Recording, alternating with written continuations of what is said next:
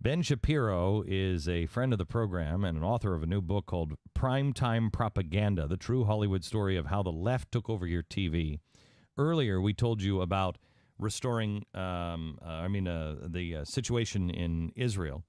And I played audio for you of a song that was, I don't know, co-written or produced, or I don't know what his involvement is with Coldplay, but they have a lot of celebrities from all over the world in this. It's kind of a We Are the World, and it is on Free Palestine. And I told you that the propaganda was going to begin on Palestine because they can unite the world on Palestine, and America must stand fast, and our government will not do it. It is up to the people of this country to lead. Our government is on the wrong side, I truly believe. At least this administration is. The propaganda is subtle, and there's always a denial of it. But Ben Shapiro went in and... Ben? Is Ben on the phone yet? Yep, Ben, I'm here. Ben, how did you get... We're going to play some of the audio clips here in a second. How did you get these people to admit this stuff? I asked them. It really was that simple. I told them my name. I told them my background. I told them what the book was about, and they assumed. I mean, this is where liberal stereotyping comes in. And by the way, before I start, Glenn, I really want to thank you so much on behalf of all the Jews of the United States that I can speak for your support for Israel, because it really does mean everything to me. I mean, my wife is Israeli. I was married there. It means just an enormous amount. But in terms of getting these interviews, what I did is, I basically used my name, which is Shapiro, and my Harvard Law baseball cap, because I went to Harvard Law School, and they assumed that if my name is Shapiro and I'm wearing a Harvard Law baseball cap, I must be a liberal, right? And so they... Do you really believe that? Absolutely. Absolutely. There's no question that if my name had been, Bill White, and I'd been coming from Emory University, they probably would have taken a second look. Mm. So they admitted it because they thought you were friendly. Yep. I'll give them maybe. You know what? I don't want to get inside their heads. Maybe some of them Googled me. I highly doubt it, just based on the fact that the ones that did Google me emailed me back and then say we don't want to do the interview. So, so they assumed that I was a liberal, and then they just spoke out loud into the tape recorder with permission. What did you say? What did you say the premise of the book was? What I said is that this is a book about the history of the television industry, profiling the biggest names in it. Right, appeal to ego, which is always really successful in Hollywood, and I said it's also going to examine the symbiotic relationship between social change in the United States and social change on television. Oh, absolutely. You're right. They went in and they were like, oh, this is going to be friendly. All right, exactly. Master's thesis for Harvard University, right? That's kind of what it sounds like. I mean, that is, of course, exactly what the book is, but they just assumed that I was on their side of the aisle, and they spoke loud and clear into the microphone with full permissioning. I mean, I'm a lawyer. Okay. I know what the law is in the state of California. Let me go here, and we're going to play a couple of cuts. And first one, tell us a little bit about it. We have David Shore, creator of House, explaining discrimination against conservatives. Here's the audio, and then you tell us about it. Yeah, that there's some sort of political blacklist in Hollywood, where if you're a right winger, it's too hard to get. You can't get a job. What do you make of that? I think there is actually probably some limited truth to that.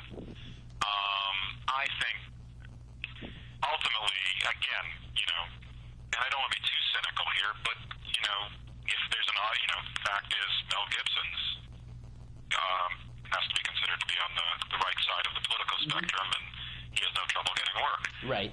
I think if the audience wants to watch you, or the audience wants to watch your stuff, you will get work.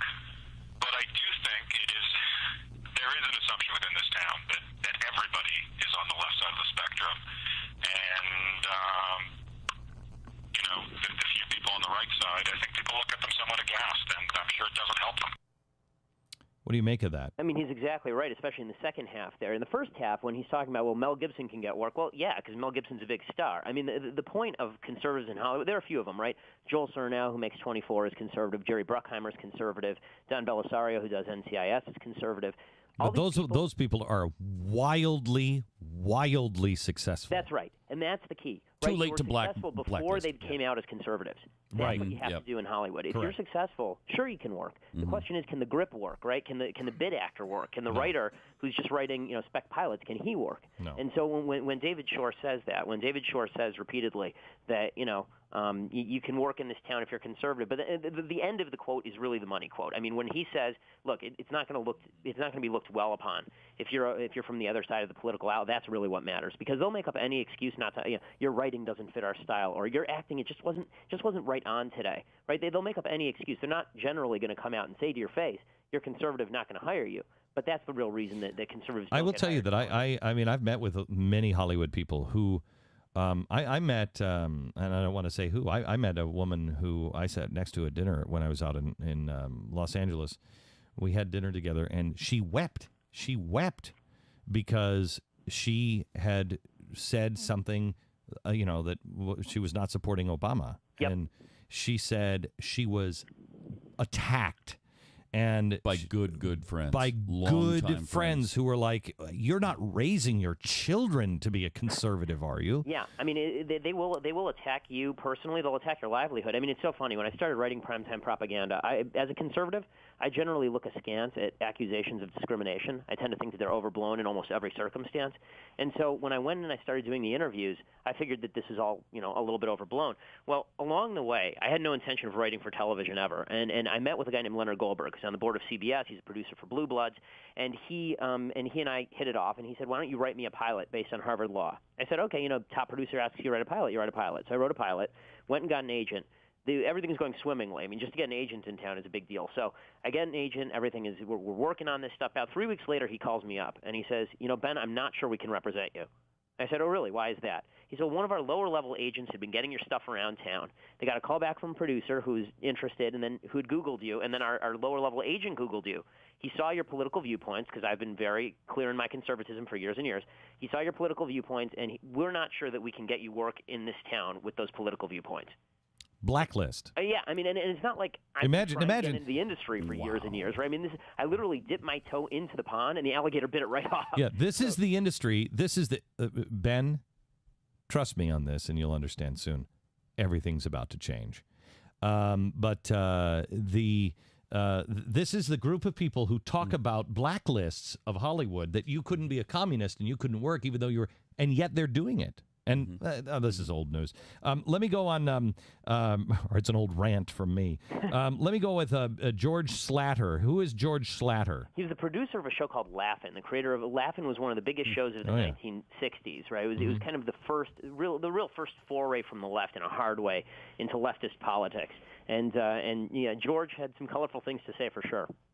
Glenn Beck, with these two bright blue contact lenses that give him these bright blue kind of deer in the headlight surprised look, and I find him really amusing. I don't with the bright blue. I don't have contact lenses. No, those are actual bright. Those are my eyes, George. Well, he wants your eyes removed there, Glenn. So I mean, yeah. That's amazing. He's impressed with your eyes, though. Yeah, you could tell that. There was some sort of attraction there. Yeah, I know. Is he? He's hitting on you a little bit. Is he a good-looking man? Or?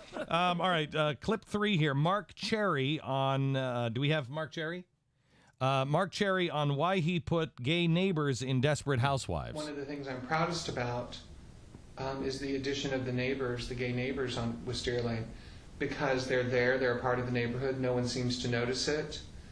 And I think that just having gay neighbors be a part of the street, and I don't really talk about their sexuality much. To me, that became its own political statement, which is, see, you can have gay neighbors and they can be perfectly fine and fit in with the rest of the folks, and it doesn't change anything. And you kind of hope that you're preparing the way, planting little seeds in the minds of people who sometime over the next few years are going to have gay neighbors buy a house on their street. Okay, hang on just a second. I don't have it necessarily. I mean, I don't like. Here's where my problem is on this one, is that they know they're planting the seeds. I don't care if they have gay neighbors on TV. I have gay friends, and I don't have a problem if gay neighbors are moving in. We should all be a society that's like, hey, the people are different than me, and they're living next door. I don't care what it is. They're different than me. They're good. We see people as people. It's judge people by the content of their character, not the color of their skin, et cetera, et cetera.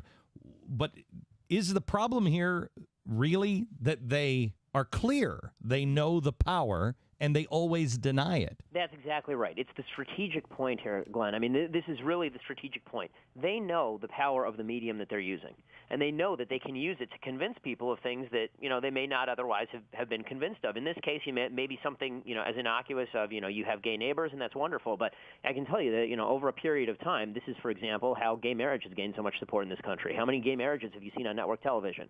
Now, how many gay marriages have you actually seen in real life?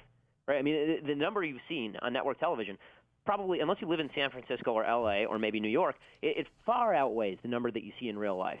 But it's made a mainstream phenomenon by the power of television. And the people in the TV industry know this, and they said it to me on tape in Primetime Propaganda, and that's why it's a big deal, because they're on the record now as saying, yes, we message our programming. For years they've lied about this. For years they've said, no, we're just appealing to the market. We're just appealing to general Americans here. It's absolute nonsense. They're appealing to the people they want to appeal to. They've stacked the industry. I mean, it is absolutely incredible. They appeal to a certain demographic that they've specifically picked out. This 18 to 49 demographic is supposed to be the demographic that really matters. If you think about it for half a second, it makes no sense. People who are 18 live in their parents' basements, they don't have any income, and they're generally losers. Are these the people who you want as consumers? You want people who are 50 and above, right? They have savings, and they can actually afford to spend cash. But liberals in Hollywood have promoted the 18 to 49 demographic because they really want to appeal to those people, because they can then go around and say, well, at least 18 and 49-year-olds, those are the people who matter. Those are the ones who watch our show. Sure, nobody above 50 watches our show, but those people don't matter anyway. Only one problem. What's the number one earning network on television? CBS. Has anybody under the age of 50 ever seen a CBS show? No. I haven't. No. Ben, I think that the fact that this is happening probably isn't going to surprise a lot of us. It's the fact that they're admitting to it. And the most surprising thing that I've seen from your book so far, I think, to me, is that one of the Sesame Street founders, admitted he's using propaganda on our kids. Let's go back to that here in a second. Let me take a quick break, and then we're going to come back to Sesame Street with Ben Shapiro. The name of the book, and Ben, if I'm not mistaken, this is the first time this stuff has been admitted to in such mass quantities, right? Absolutely. The name of the book is Primetime Propaganda, the true Hollywood story of how the left took over your TV. This is an important story because you need to understand how propaganda is being used in our country, because everything from health care to the Constitution is up for grabs and is being used with propaganda.